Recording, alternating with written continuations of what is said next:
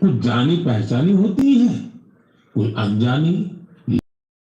ये जानना बहुत दिलचस्प होता है कि पक्षियों की कौन कौन सी प्रजातियां रहती हैं। हाल ही में एक ऐसा ही शानदार प्रयास हुआ है। जगह है असम का काजीरंगा नेशनल पार्क।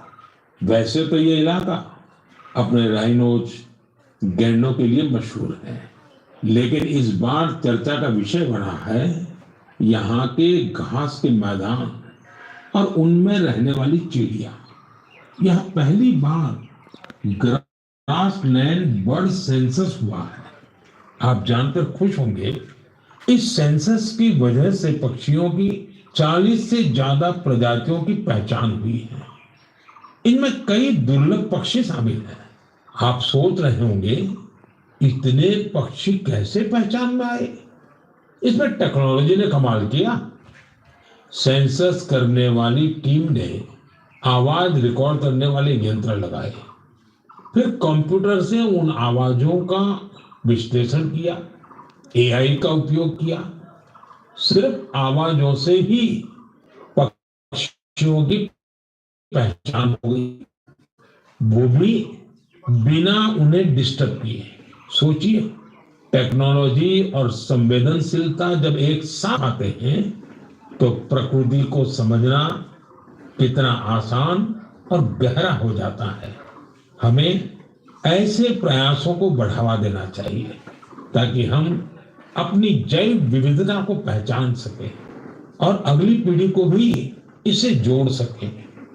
मेरे प्यारे देशवासियों, कभी कभी सबसे बड़ा उजाला वहीं से फूटता है जहां अंधेरे ने सबसे ज्यादा डेरा जमाया हो।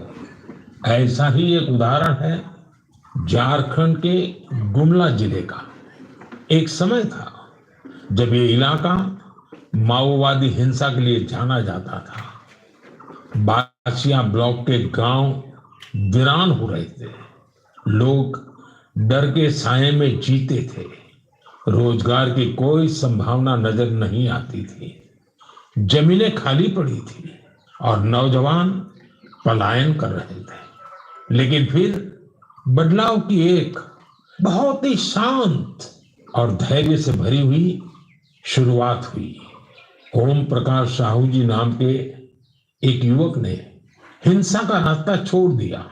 उन्होंने मछली पालन शुरू किया, फिर अपने जैसे कई साथियों को भी इसके लिए प्रेरित किया।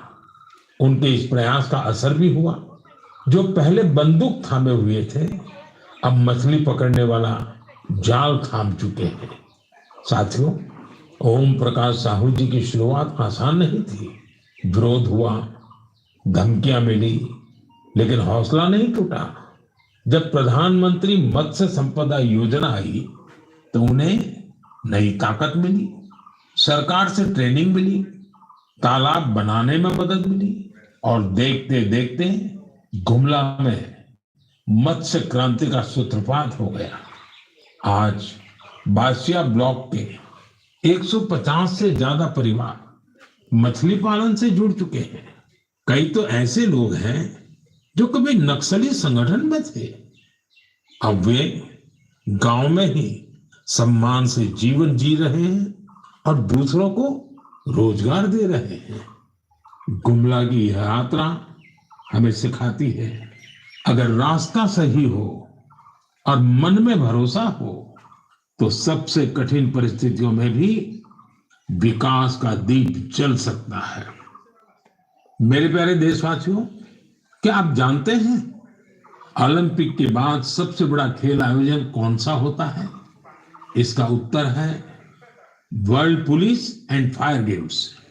दुनिया भर के पुलिसकर्मी, फायर फाइटर्स, सिक्योरिटी से जुड़े लोग, उनके बीच होने वाला स्पोर्ट्स टूर्नामेंट।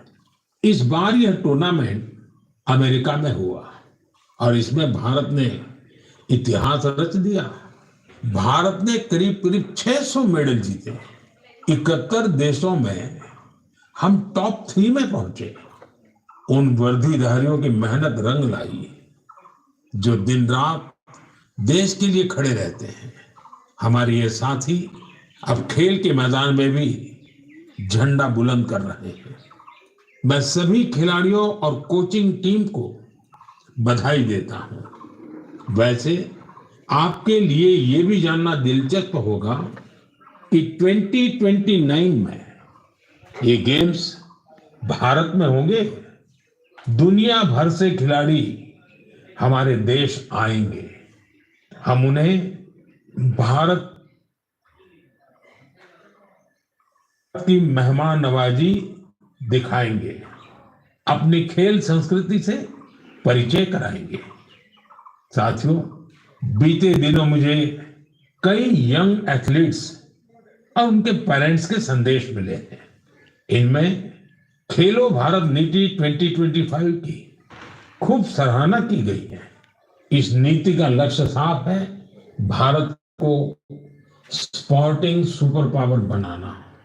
गांव, गरीब और बेटियां इस नीति की प्राथमिकता है। स्कूल और कॉलेज अब खेल को रोजमर्रा की जिंदगी का हिस्सा बनाएंगे। खेलों से जुड़े स्टार्टअप्स, चाहे वो स्पोर्ट्स मैनेजमेंट हो या मैन्युफैक्चरिंग से जुड़े हो, उनकी हर तरह से मदद की जाएगी। सोचिए, जब देश का युवा खुद के बनाए रैकेट, बैट और बॉल के साथ खेलेगा तो आत्मनिर्भरता के मिशन को कितनी बड़ी ताकत मिलेगी। साथियों, खेल टीम स्पिरिट पैदा करते हैं। ये फिटनेस, आत्मविश्वास और एक मजबूत भारत के निर्माण का रास्ता है। इसलिए खूब खेलिए, खूब खेलिए। मेरे प्यारे देशवासियों, कुछ लोगों को कभी कभी कोई काम नामुमकिन सा लगता है क्या ये भी हो पाएगा? लेकिन जब देश एक सोच पर एक साथ आ जाए तो असंभव भी संभव हो जाता है। स्वच्छ भारत मिशन इसका सबसे बड़ा उदाहरण है। जल्द ही इस मिशन को 11 साल पूरे होंगे, लेकिन इसकी ताकत और इसकी जरूरत आज भी वैसी ही है। इन 11 वर्षों में स्वच्छ भारत मिशन एक जन आंदोलन बना है। लोग इसे अपना फर्ज मानते हैं और यही तो असली जन भागीदारी है। साथियों, हर साल होने वाले स्वच्छ सर्वेक्षण ने इस भावना को और बढ़ाया है। इस साल देश के 4,500 से ज्यादा शहर और कस्बे इससे जुड़े 15 करोड़ से अधिक लोगों ने इसमें भाग लिया। ये कोई सामान्य संख्या नहीं है, ये स्वच्छ भारत की आवाज है। साथियों, स्वच्छता को लेकर हमारे शहर और कस्बे अपनी जरूरतों और माहौल के हिसाब से अलग अलग तरीकों से काम कर रहे हैं और इनका असर सिर्फ इन शहरों तक नहीं है, पूरा देश इन तरीकों को अपना रहा है।